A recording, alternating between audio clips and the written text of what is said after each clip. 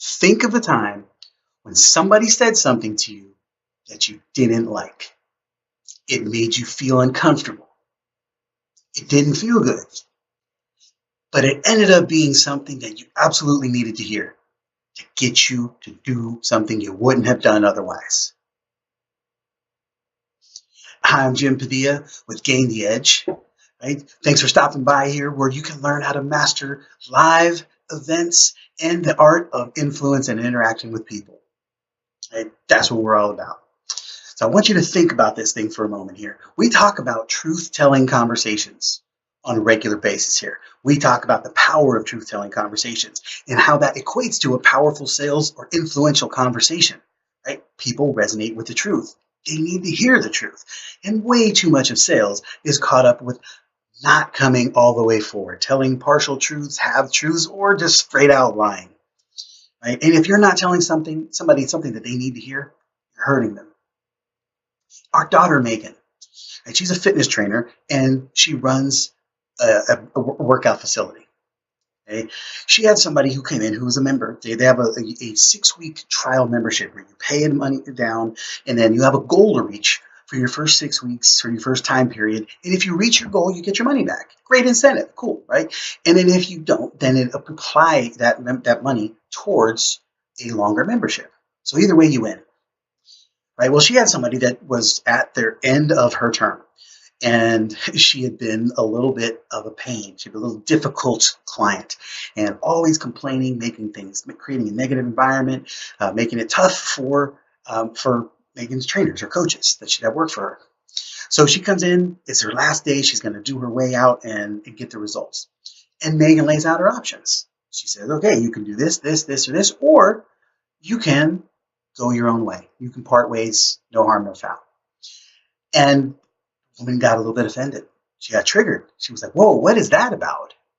And he said, well, I'm just laying out your option. That is an option. Okay? And she walked away. Left this woman to think. And then one of the coaches come back over to Megan and say, hey, look, so-and-so, she didn't get her options explained to her. She wanted to get them laid out for her. And Megan's like, oh, no, she clearly got her options laid out. So she went back over there and she said, hey, is there some confusion in what we talked about? And the woman was just really on her heels. She was like, I couldn't understand why you said that to me. And she's like, well, look, here's the deal. You clearly haven't been happy. This hasn't been something you really wanted. You've been very negative. You've made it a hostile environment for my team and for the people around you. And quite honestly, you've negatively impacted your own results as a consequence.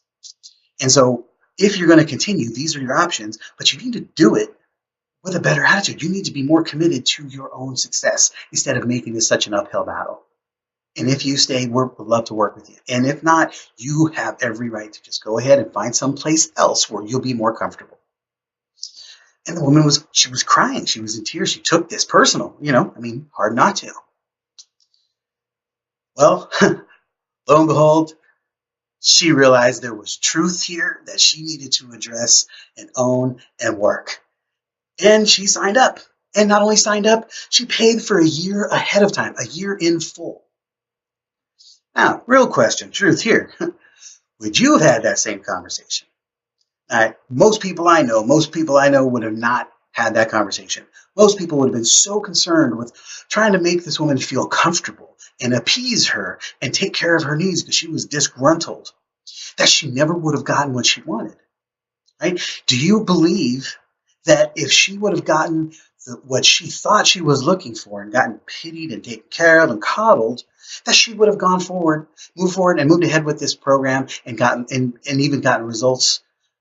Right? What do you think about that? My thought is no, right? She wouldn't have done it. It wouldn't have worked because it wasn't resonating with her, right? The truth resonates at our core. We are literally designed for it, right? Even when it's uncomfortable, even when it's hard to hear and it's not fun, we need the truth. And it compels us. And we're literally magnetized to it. It draws us. Truth bombs close more sales, guys. It's all about truth bombs. She was served. It wasn't easy or fun, but it was powerful. And I even have a little prediction here. I think she's going to end up being a rock star client. She's probably going to be one of those people that, a couple of months from now, if somebody else has some negative attitudes, she's probably going to be like, hey, come on, let's go, let's work, turn that thing around, let's get this thing going. Because she now realized she's in a place where her needs are best served, and she's going to have somebody working for her, and somebody who really is there to help her get the result that she needs and hold her accountable to being her best self. Now, this isn't about her and the workout and our daughter. This is about the power of truth-telling conversations. So I want to go back to that question I asked you to start with at this video. When's the last time that's happened to you? When's the last time you've had a scenario where somebody dropped a truth bomb on you and you didn't like it? I would love to hear in the comments, what was that? And what did it compel you to do? What was the outcome? More importantly, here's what I really want you to think about. What is the truth bomb that you have not been dropping on your clients or on your team that has literally held them right where they are and kept them from moving forward and getting the result that they desperately need, simply because you didn't want to have an uncomfortable conversation that was in their own best interest? Truth bombs close more sales. And like Ben Shapiro says, fabulous quote that I absolutely love, facts don't care about your feelings. The truth doesn't care about your feelings. The truth is not subjective. The truth is objective. It is real. It is constant. And it is what we all need. Right? So take that into your conversations, take that into your events. I'd love to hear exactly how that scenario is playing out for you. Do me a favor, give some love to the like button here. And if you know one person who needs to hear this message, share it with them and do it right now. Don't hesitate. Don't procrastinate. We can play good cop, bad cop. I'll be the bad cop for you, dropping the truth bomb on them. Right? Go make some magic happen. We'll talk soon.